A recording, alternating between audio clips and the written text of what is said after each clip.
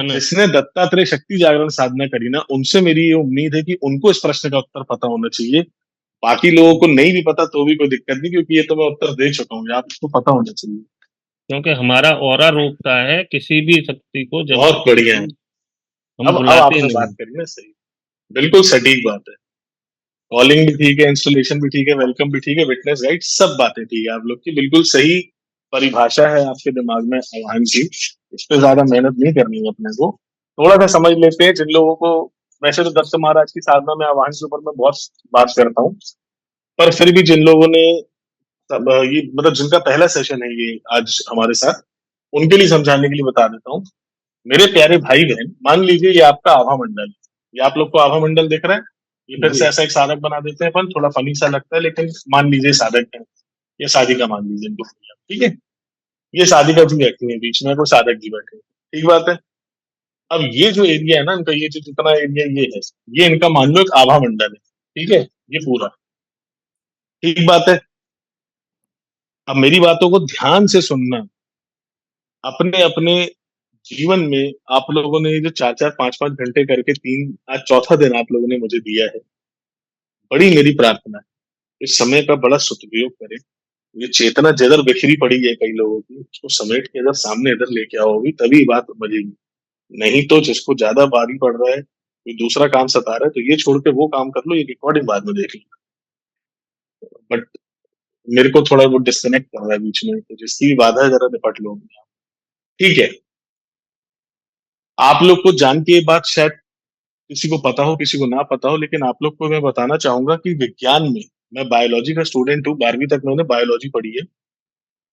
और हमें ये बात पढ़ाई गई थी एस चांद की किताब में। एस चांद एक बहुत बड़े बायोलॉजी के राइटर हैं, साइंस के राइटर हैं, उनकी किताब में हमने ये बात पढ़ी आईसीएससी में, कि मनुष्य का जो शरीर है, ऐसा पाया गया है रिसर्च में कि प्राकृतिक रूप से किसी भी फॉरेन एलिमेंट यानी कोई भी बाहरी तत्व है अगर, मैंने भारी क्यों लिख दिया, बाहरी, बाहरी तत्व, तत्व यानी कोई जीव हो सकता है, कोई जंतु हो सकता है, कोई ऊर्जा हो सकती है, कुछ भी, जो भी हमारे शरीर की रचना प्रकृति के बाहर का है, उसे हमारा शरीर कभी स्वीकार नहीं करता।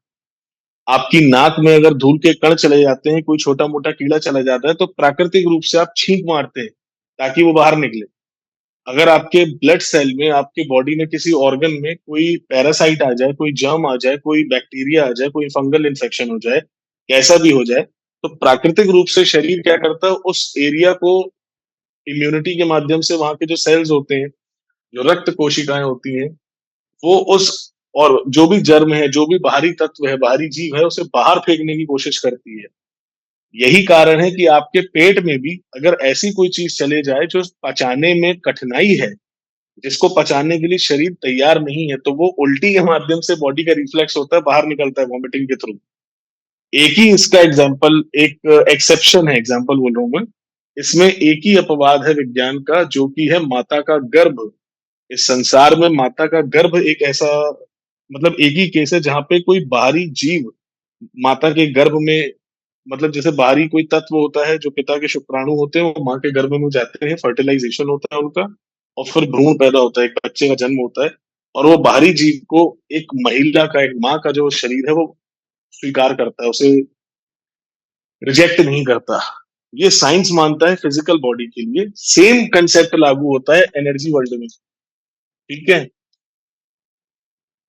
मेटाफिजिक्स में, पैरासाइकोलॉजी में, या फिर आप इसको स्पिरिचुअल साइंस कह सकते हो, एनर्जी वर्ल्ड में, ये जो भी ऊर्जा से संबंधित क्षेत्र हैं, इसकी जो फील्ड है, इसमें ये माना जाता है कि हर इंसान, हर जीव, इंसान छोड़ दो, जितनी भी चीजें हैं इस दुनिया के अंदर, सजीव हो निर्जीव हो, जानवर है, पौधा है, पत्थर है, पहाड़ है, नदी है, पानी, कुछ भी देख रहे हो आप, हर चीज क्योंकि ऊर्जा से बनी है, ऊर्जा वाइब्रेशन से पैदा होती है, इसीलिए जहां पे भी कोई ऊर्जा है, कोई वाइब्रेशन है, उसका अपना एक ऊर्जा का एक ऐसा क्षेत्र होता है जिसको आभा मंडल कहते हैं, उस चीज का एक ऑरा होता है। साइंस की भाषा में इसी को ईएमएफ, जो मैं कल बात कर रहे थे ना अपन, इलेक्ट्रोमैग्नेटिक फील्ड, वो इसी चीज को कहते हैं। और वो हर तत्व में है, हर हर चीज में, सजीव हो चाहे निर्जीव हो, ठीक है? और इंसानों के लिए ये बात मानी गई है कि इंसानों के लिए भी, पशुओं के लिए भी और भी गई, लेकिन अभी हम सिर्फ इंसानों की बात कर रहे हैं कि कोई भी बाहरी एनर्जी अगर मनुष्य के शरीर से इंटरेक्ट करे, चाहे वो ईश्वर की हो,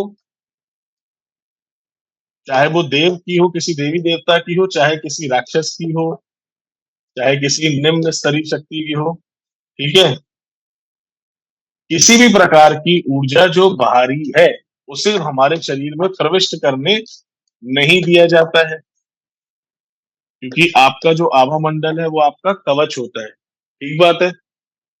अब जब तक किसी भी ऊर्जा से आप कनेक्ट नहीं करेंगे, तब तक आपके जीवन के अंदर जो आप मंत्र साधना कर रहे हैं या कुछ भी कर रहे हैं वो फलित होगा ही नहीं। क्योंकि आप अपने ही एक तरफ से आप अगर मंत्र साधना कर रहे हैं तो आप ये मान रहे हैं, आप ये चाह रहे हैं कि आप अपने भीतर की ऊर्जा को ब्रह्म की ऊर्जा से जोड़ दें, या ईश्वर की, आपके साध्य की, आपके इष्ट की, आपके गुरु की ऊर्जा से जोड़ दें। और अगर आपका जो प्राकृतिक नेचुरल सिस्टम है आभा मंडल का, वो उसको वॉयलेट करे, वो उसके विरोध में रहे, तो ये चीज काम नहीं करेगी। इसलिए जो हमारे गुरुजन थे, हमारे जो सिद्ध जन थे, जिन्होंने ये तंत्र के तरीके बनाए, हमारे जो मनीषी थे, उन लोगों ने इस बात का सोल्यूशन किया। और कैसे सोल्यूशन किया कि मनुष्य का जो आभा मंडल है उसके अंदर अपनी एक चेतना है। हमें ऐसा लग सकता है कि हम ना आभा मंडल को कंट्रोल कर सकते हैं, लेकिन मनुष्य का आभा मंडल किसी के कंट्रोल में नहीं होता, किसी का आभा मंडल भी, क्योंकि there are many millions of factor जो इसके पीछे काम करते हैं, मिलियंस। हमारे कर्म, आहार विहार, संस्कार, आपका कुल, आपका इष्ट, आपका गुरु, आपके पिछले जन्मों के कर्म, आपके भविष्य में होने वाली घटना, आभा मंडल सब कुछ लेके चलता है। इसलिए कोई किसी का अगर सच सही से ऑरा देखना जान ले तो वो वैसे ही भूत वर्तमान भविष्य बता सकता है, इतना ज्ञान होता है आभा मंडल में। पर इसकी एक, जो कहते हैं ना कि ट्रिक पता थी उनको, गुरुओं को, रिसर्चर्स को, जो हमारे मनीषी थे, उन्होंने ट्रिक क्या पता करी कि आभा मंडल व्यक्ति की इच्छा शक्ति से वो होता है, कंट्रोल होता है। यानी आप एक चीज नोटिस करना मेरे दोस्तों, मेरे प्यारे भाई बहनों, अगर आप किसी एक चीज का विचार मन में ले आए, ये मेरे ख्याल हमारे साथ जितने लोग अभी सेशन में जुड़े हुए हैं, ये भविष्य में जितने लोग भी इस वीडियो को देखेंगे, आने वाले सेशन में भी, मुझे लगता है कि 95% लोगों को जो बात मैं कहने जा रहा हूँ ये बिल्कुल रिलेट कर जाएगी। आप में से ऐसे कितने लोग हैं जिन लोग बुलेट के शौक रखते हैं, बुलेट बाइक चला? मैं अपने जीवन के ना आपको 2-3 उदाहरण दे रहा हूँ, अगर आप लोग के साथ रिलेट हो तो दिलेरी से अनम्यूट करके मुझे बताना कि हाँ वी एग्री। मैं जब छोटा था तो मुझे ना बुलेट से बड़ा लगाव हो गया। पहले मुझे बुलेट के बारे में कोई जानकारी नहीं थी। मैं छोटे से बड़े होते तक मैंने, हालांकि मैं जिस घर में रहता था, मेरे घर के बाजू वाले घर में कम से कम एक बिल्डिंग में 10 बुलेट थी। वो पूरा परिवार बुलेट चलाता, जितने पुरुष थे वो सब बुलेट ही चलाते थे। लेकिन कभी ऐसा खास ध्यान नहीं दिया। लेकिन जिस दिन मेरे दिमाग में ये इच्छा पैदा हुई कि मुझे बुलेट चाहिए, उस दिन के बाद से मेरे को हर जगह बुलेट दिखने लगी। मैं सड़क पे निकलता था, मुझे बुलेट इग्नोर हो ही नहीं सकती थी। मतलब ऐसा हो गया था कि मैं सिर्फ सड़क पे चलते चलते मुझे पता था कि कितने मॉडल आते हैं बुलेट्स के, कितने कलर आते हैं बुलेट के, या रॉयल एनफील्ड के कितनी बाइक के मॉडल हैं। सेम चीज है मेरे साथ हुई कार के साथ। जब तक मेरे पास कार खरीदने का बजट नहीं था, जब तक मेरा प्लान नहीं था, तब तक मेरे को आसपास बहुत कार्स चलती थी। मैं ऑफिस कार्स, मतलब कैब्स में जाता था। मेरे फ्रेंड्स के पास बहुत सारी, मतलब कार थी, बहुत कुछ था। मतलब आप लोग सब लोग भी देखते हैं समाज में कार वगैरह, गाड़ियां वगैरह घूम रही होती, लेकिन मेरे लिए ना उतना प्रभाव नहीं डालती थी। जिस दिन मैंने अपने दिमाग में प्लान बनाया कि मुझे स्कॉर्पियो पसंद आती है और मैं स्कॉर्पियो लूंगा, ठीक है, महिंद्रा स्कॉर्पियो गाड़ी मेरे को बड़ी पसंद थी, उस दिन के बाद से आप लोग विश्वास नहीं मानेंगे कि आज की डेट तक मेरे से, मैं अगर भीड़ वाली जगह में भी खड़ा हूं और अगर बहुत दूर भी कोई स्कॉर्पियो निकलती है ना, मुझे भली वहां देखने का कोई मतलब ना हो, मैं भले यहाँ आम खरीद रहा हूँ या कोई सब्जी खरीद रहा हूँ, मेरी नजर ऑटोमेटिकली वहां जाती है और वो स्कॉर्पियो देखता हूँ। क्या आप में से किसी के साथ ऐसा हुआ है कि वो चीज नोटिस होने लग जाए जो आपकी मोस्टली इच्छा में पैदा जी हुई? हुआ है। मोस्टली हाँ मोस्टली सर, बहुत बार हुआ। तो आप लोगों को क्या लगता है इसके पीछे क्या कारण है? We attract what we मैं desire. बताऊं? We what? We attract what we desire. In a way, yes, but we are not attracting it. That's the way we are putting it across is a very active way, that we are attracting something. You are not attracting it. It is happening on its own. I'll tell you how. It's ये the आपका energy आभा मंडल है। connection. हाँ जी, हाँ जी, energy connection सही बोल रहे हो आप, ये पॉइंट ठीक है। Maybe the higher beings want us to get into that zone. No no no no no no, अगर मतलब yes, definitely if higher beings want us to look at something, they will definitely, they can do this also. This can be one of the reasons. But whatever I'm sharing here, like the actual reason why it's happening is also could be normal or natural. Naturally also it can happen. Even if there is no intervention of any higher being or any divine master or any guru, still this can happen. I'll tell you how. It is absolutely a natural law. ये प्राकृतिक विज्ञान है और कुछ नहीं है. और यही आभा मंडल है, समझा दे रहा हूँ आपको ऑरा क्या चीज होती है. अच्छा, ऑरा को ना समझने के लिए, ये मेरे चित्रों पे मत जाना बाबा. ऑरा को समझने के लिए ना अपने ध्यान के माध्यम से समझना. ये ना बड़ी परतों में होता है. It's a 3D spherical model. ठीक है, ये ऐसा गोलाकार में सर्कल नहीं है. ये एक स्फीयर की तरह है. जैसे किसी बड़े से गुब्बारे में हवा भर के आप उसके अंदर बैठ जाओ और आपके चारों तरफ ऐसे हवा का गुब्बारा, आप ऐसे समझ सको, तो ये लगभग उस हिसाब से होता है. आभा मंडल में जैसे हमारे ऑरा के अंदर जिस दिन ये इच्छा शक्ति प्रकट हो जाती है कि मुझे कार खरीदनी है, मुझे फलानी कार खरीदनी है, मुझे उसमें इंटरेस्ट है, जो भी, तो उस स्पेसिफिक, मान लो मैंने यहाँ पे स्कॉर्पियो लिख देता हूँ कि मुझे स्कॉर्पियो गाड़ी पसंद थी, तो ये स्कॉर्पियो से रिलेटेड मेरे आभा मंडल के ना एंट्री पास मिल जाता है. तो स्कॉर्पियो से रिलेटेड जितने भी विचार हैं, स्कॉर्पियो से रिलेटेड जितनी ऊर्जा है, स्कॉर्पियो से रिलेटेड जितना भी ज्ञान है, फोटोज हैं, जो कुछ भी है मेरे आसपास प्रकृति में, उसको हमेशा एंट्री पास है मेरे ऑरा के अंदर इंक्लूड करने की. ठीक बात है. और इसी की तरह इसके विरोध में भी सेम चीज मैं बताऊं कि अगर मान लीजिए मैं किसी चीज को रिजेक्ट करता हूं, किसी चीज से मेरी नफरत हो जाती है, किसी भी चीज से मेरे को मतलब ही नहीं, मतलब मेरे को देखना ही पसंद नहीं है, तो वो चीज हमारे जीवन से कट भी जाती है. ये भी ध्यान रखना. उदाहरण के तौर पे मान लीजिए, इसी के सेम उदाहरण बता रहा हूँ आपको, सेम इसी चीज का, कि यहाँ पे मान लो मुझे मारुति सुजुकी की कोई गाड़ी है. ठीक है, या मैं नाम ऐसे मारुति सुजुकी क्या बोलूं, मान लो कोई भी गाड़ी है, इसी के अलावा कोई इनका कॉम्पिटिटर ब्रांड है, उसकी कार मैंने खरीदी और मेरा बहुत गंदा एक्सपीरियंस रहा. ठीक है, बहुत बेकार एक्सपीरियंस है, तो मेरे को तो ना नफरत है उस कार से, तो मैंने उस कार को अपने अगल बगल भी देखूंगा तो भी मुझे कोई फर्क नहीं पड़ेगा. मतलब वो मेरे बगल में भी खड़ी रहेगी तो मुझे ध्यान नहीं जाएगा उस पर. यू नो वाई, ये भी ट्राई करके देखना. और यही कारण है कि जब कोई हीलर किसी की हीलिंग करता है, जब कोई साधक किसी के लिए तंत्र साधना करता है, किसी को कोई ध्यान करता है, किसी को किसी प्रकार से उसकी ऊर्जा के साथ खिलवाड़ करता है, तो ये बोला जाता है कि रिसेप्टिविटी रखो भैया. Healers, can you relate to this? Absolutely, yes. Yes. अगर आप रिसेप्टिविटी नहीं रखेंगे, आप अगर रिजेक्शन के मोड में रहेंगे, तो सामने वाला चाहे भले शिव जी का डायरेक्ट डिसाइपल क्यों ना हो, ठीक है, वो तुम्हें हील नहीं कर पाएगा, क्योंकि तुम्हारे जो आभा मंडल है ना, ये ईश्वर का बनाया हुआ है, ये प्रकृति का सिद्धांत है. और यही कारण है कि जब हम आवाहन करते हैं किसी भी शक्ति का, ध्यान से मेरी बात को सुनिएगा, in normal scenario also, and also I will talk about a very contradicting scenario. एक व्यक्ति है, उसका नाम है कृष्ण. ठीक है जी. कृष्ण जी के जो इष्ट हैं वो हैं शिव जी. कृष्णकांत रख देते हैं, नहीं तो लोगों को कृष्ण और शिव में ही परेशानी हो जाएगी. ठीक है, कृष्णकांत नाम का एक व्यक्ति है, मान लेते हैं. भगवती सरस्वती माँ की साधना करनी है कृष्णकांत जी को. अब ये व्यक्ति की जो बेसिक टेंडेंसी है, मेरे प्यारे भाई बहन ध्यान से सुनना, मैंने आप लोग को बताया कि साधना में साध्य की ऊर्जा व्यक्ति के, साधक के शरीर में आती ही आती है.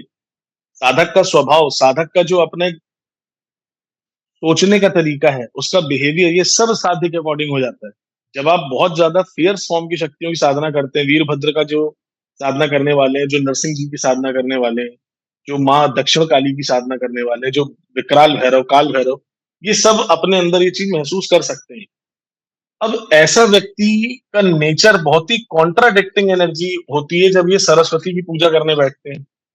और ये व्यक्ति, चाहे मैं कहता हूँ सारी उम्र भी सरस्वती की पूजा करते रहे, कभी उसकी टेंडेंसीज को नहीं जोड़ पाएगा, कनेक्ट कर पाएगा, अनलेस ये आवाहन करे.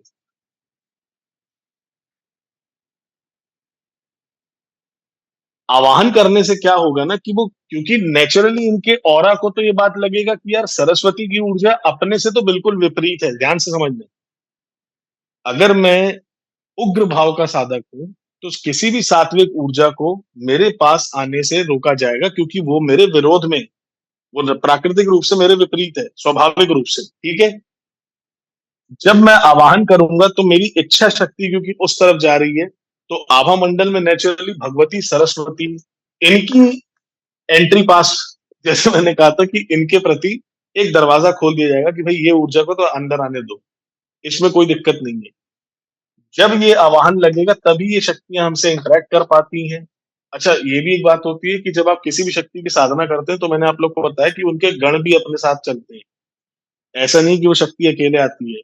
तो ये आवाहन करने से क्या होता है ना कि ज्यादा बेनिफिट होता है कि भाई भली कोई शक्ति हाई लेवल बहुत हमसे तो हमारे से तो बहुत ऊपर के लेवल पे है, तो उससे हमारा उतना ज्यादा इंटरेक्शन ना भी हो पाए, लेकिन अगर कोई गण उनका आता है और अगर हमने आवाहन किया तो वो गण को भी एंट्री मिलेगी।